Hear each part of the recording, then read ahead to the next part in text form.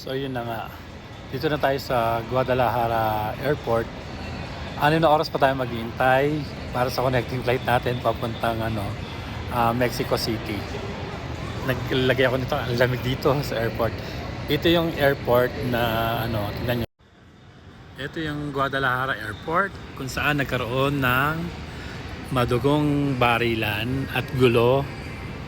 I think last week yun mula sa mga drug cartel dito siya, pero ngayon normal na naman.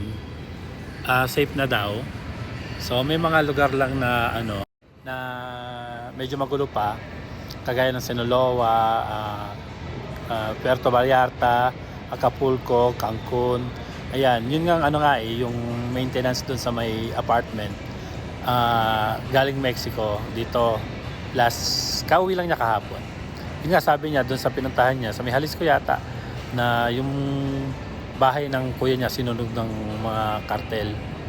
Tapos 2 o'clock nag-anunsyo na sila stay na lang sila sa loob ng bahay. Ayun, so safe naman. Tingnan natin pagdating Mexico. I think safe sa Mexico eh. So mamaya video ulit tayo, ha.